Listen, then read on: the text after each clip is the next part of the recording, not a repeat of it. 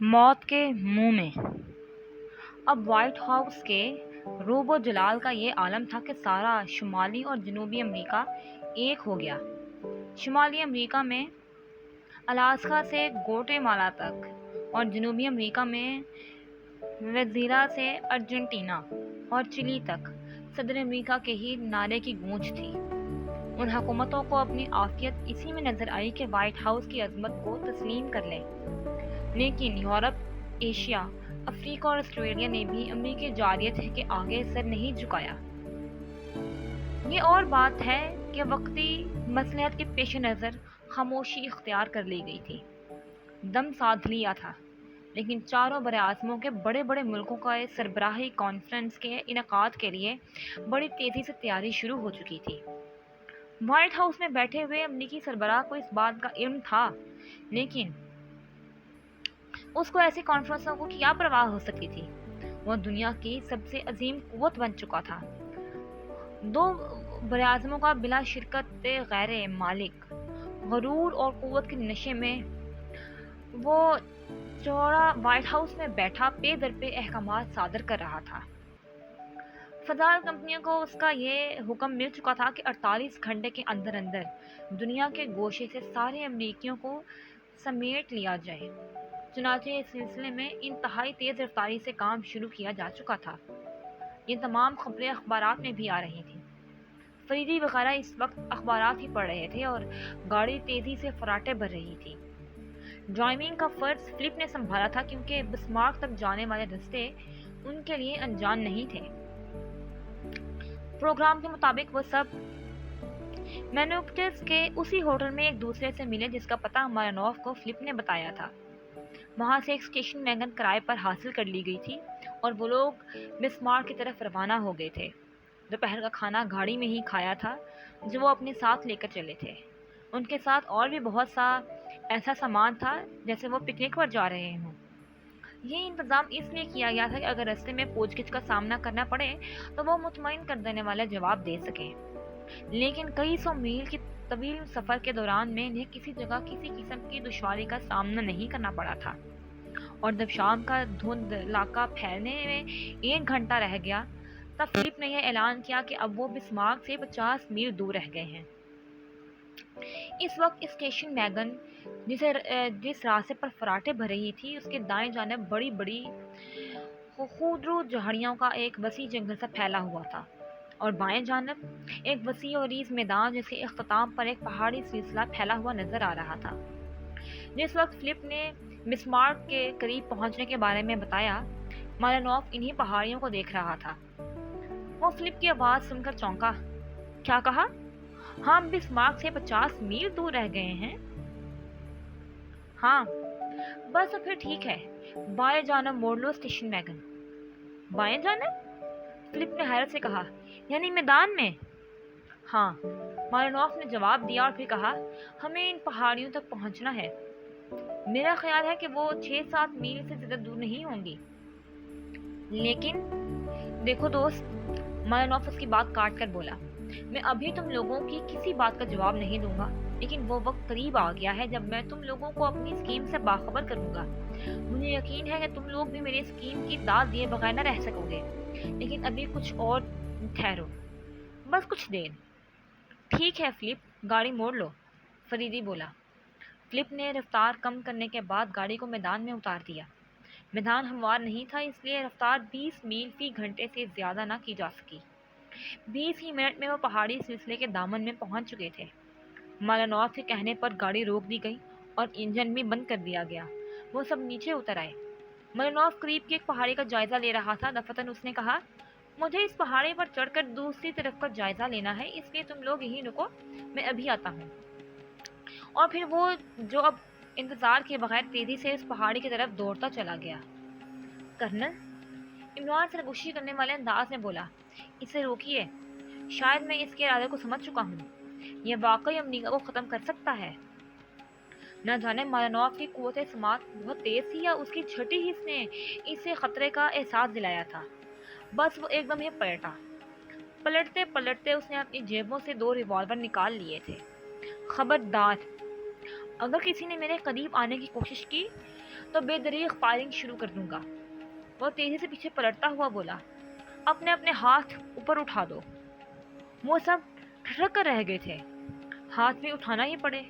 مالنوف اس وقت سچ مچ پاگل معلوم ہو رہا تھا، اس کی آنکھوں سے وحشت برسنے لگی تھی، شاید اس لیے کہ وہ امریکہ کو فنا کرنے کے ساتھ ساتھ خود بھی مرنے جا رہا تھا۔ خدا غارت کرے، عمران جھلائے ہوئے انداز میں بڑبڑایا۔ مالنوف، فریدی نے بلند آواز میں کہا، کیا تم وہ ڈبیا اپنے ساتھ لے کر آئے تھے؟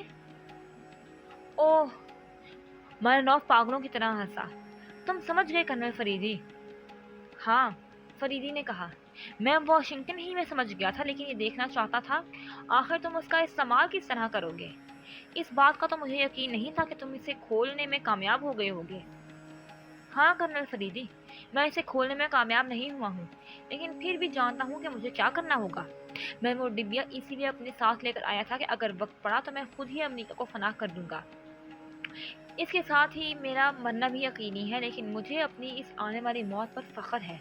میں اپنے وطن کے سب سے بڑے دشمن کو نیست و نابود کر دوں گا۔ بسمارک اس لیے آیا ہوں کہ یہ شمالی امریکہ کا سینٹر ہے۔ اس پورے براعظم کو ختم کرنے کے لیے اسی کو ٹارگٹ بنانا ضروری تھا۔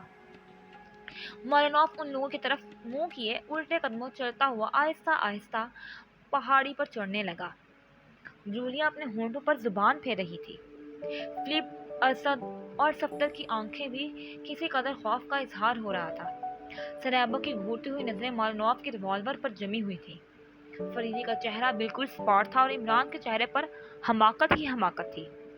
حمید بڑی تیزی سے پلکیں جھپکا رہا تھا، اس کی دلی کیفیات کے بارے میں اندازہ کرنا مشکل تھا۔ لیکن تم نے ہم پر ریوالور کیوں نکال لیے ہیں مالنوف؟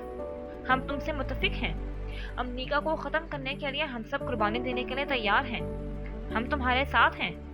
فریدی کہتا ہوا 2-3 قدم آگے بڑھ گیا۔ رک جاؤ، مالنوف چیخا، وہیں رک جاؤ ورنہ میں تم سب کو گولی مار دوں گا۔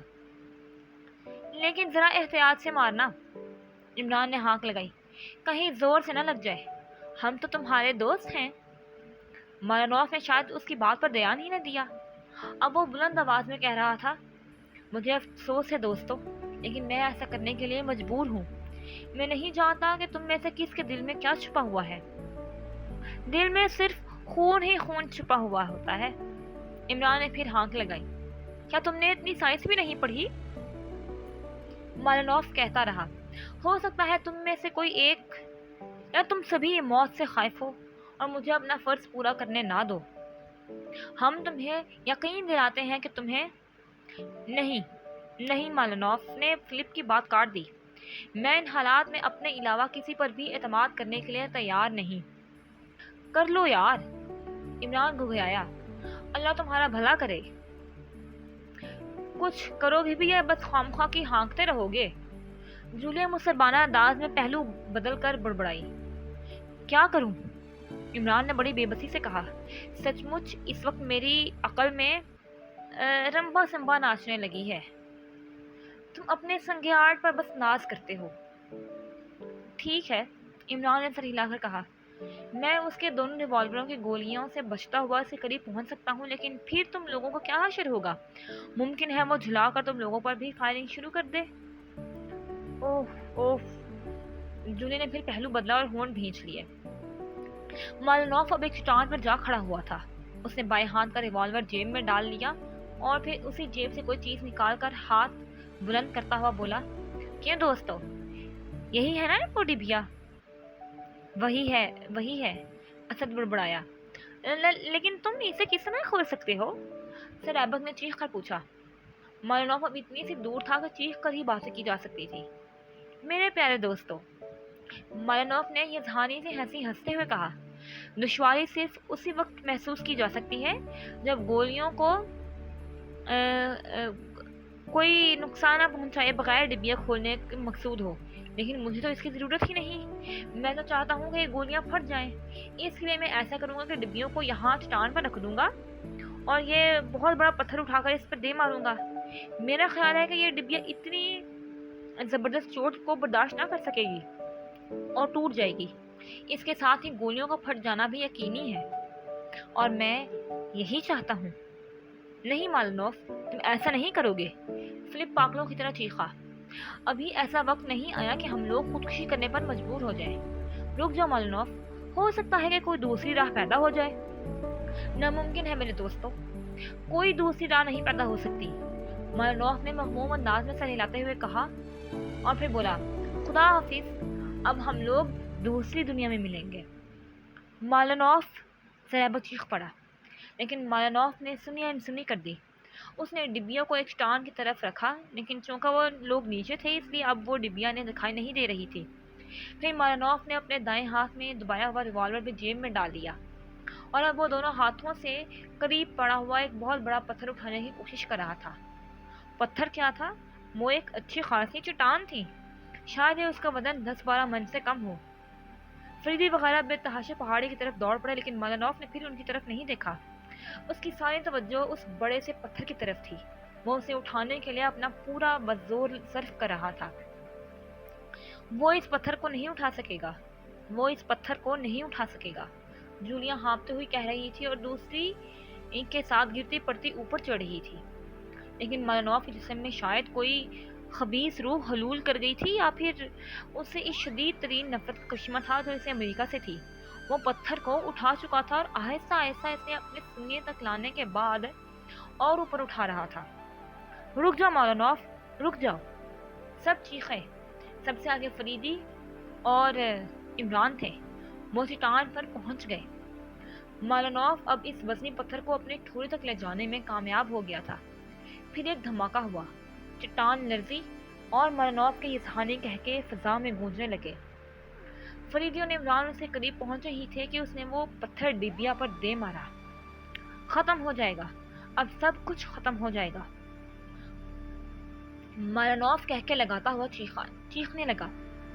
امریکہ کی موت، ہا ہا ہا، امریکہ دنیا کی سب سے بڑی طاقت ہے، سب سے بڑی طاقت کی موت، ہا ہا ہا۔ فریدی ایک دم جھکا اور پھر اس نے دونوں ہاتھوں سے زور لگا کر پتھر کو اس کی جگہ سے ہٹایا۔ ڈبیا پچک کر ٹکڑے ٹکڑے ہو گئی تھی اور اس کے اندر رکھی ہوئی گولیاں پھٹ گئی تھیں۔ ہلکے نیلے رنگ کا دھواں فضا میں پھیل کر معدوم ہو گیا۔ یہ دھواں یقیناً انہی گولیوں سے نکلا تھا۔ منفی اور مثبت قوتیں آزاد ہو چکی تھیں، یکدم دوسرے سے مل چکی تھیں۔ باقی لوگ بھی چٹان پر آ گئے۔ مالنوف اب بھی کہہ کے لگا رہا تھا۔ وہ سم دم بخود کھڑے تھے۔ نیلا دھواں فضا میں تحلیل ہو چکا تھا۔ 2 منٹ گزر چکے تھے، کسی کے منہ سے ایک بھی لفظ نہ نکل سکا تھا۔ شاید سبھی کی نظروں کے سامنے موت ناچ رہی تھی۔ پھر تیسرے منٹ بھی گزر گیا، لیکن کچھ نہ ہوا۔ اس کے بعد چوتھا منٹ، پھر 5واں منٹ گزرتے ہی عمران تیورا کر گر پڑا۔ عمران کو گرتے دیکھ کر جولیا کی آنکھوں کے آگے اندھیرا سا ناچ گیا۔ وہ یکدم اکڑوں بیٹھ گئی، ورنہ شاید وہ بھی گر پڑی ہوتی۔ پھر جھٹپٹا 6واں منٹ گزرا، لیکن باقی لوگ ابھی کھڑے ہوئے تھے۔ عمران چت پڑا تھا، اس کی پلکیں تک نہیں جھپک رہی تھی۔ دفعتاً اس کے ہونٹ ہلے اور مدھم سے آواز سنائی دی، اشہد ان لا الہ الا اللہ محمد رسول اللہ۔ اب مالنوف کہہ کے رک چکے تھے۔ 7واں منٹ گزرتے ہی سریبک نے کانپتی ہوئی آواز میں کہا، ہم زندہ ہیں، ہمیں کچھ نہیں ہوا۔ ہیں؟ عمران ایک دم اٹھ کر بیٹھتا ہوا بولا، کیا کہا؟ ہم زندہ ہیں؟ لا حول ولا قوت، میں تو سمجھا تھا کہ میں مر چکا ہوں۔ لیکن یہ کیسے ممکن ہے؟ حمید بڑبڑایا۔ جولیا ایک دم کھڑی ہو گئی، لیکن عمران بیٹھا ہی رہا۔ تو کیا ہم بے وقوف بن گئے ہیں؟ فریب بھرائی ہوئی آواز میں بولا، ساری دنیا بے وقوف بن گئی، فریدی نے کہا اور نچلا ہونٹ دانتوں میں دبا لیا۔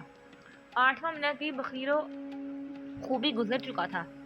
ہو سکتا ہے اس کا اثر کچھ دیر سے ہو، صفدر نے ہونٹوں پر زبان پھیرتے ہوئے کہا۔ 8 منٹ تو گزر چکے ہیں، اسد بولا۔ نہیں، اب ہم زندہ رہیں گے، جولیا پاگلوں کی طرح بولی۔ اگر کچھ ہونا ہوتا تو ہو چکا ہوتا۔ تو امریکہ ختم نہیں ہو سکا، مالنوف بڑبڑایا اور پھر دفعتاً غصیلی آواز میں بولا، تم نے ہمیں کیوں دھوکہ دیا سریبک؟ میں کیا بتاؤں؟ سریبک بھرائی ہوئی آواز میں بولا، شاید میں خود ہی دھوکہ کھا گیا۔ یہ گولیاں دھوکہ تھی سریبک، مالنوف نے دانت پیستے ہوئے کہا، محض ان کی وجہ سے آج دنیا کچھ سے کچھ ہو گئی ہے اور اس کی ذمہ دار تم ہو۔ میں تمہیں گولی مار دوں گا۔ مالنوف نے بڑی پھرتی سے اپنا ریوالور نکالا تھا، لیکن فریدی اس سے زیادہ پھرتی کے ساتھ اس کے ہاتھ پر جھپٹا مارا اور اس کے ہاتھ سے ریوالور چھین لیا۔ اب زیادہ پاگل پن مت دکھاؤ مالنوف، فریدی غرایا۔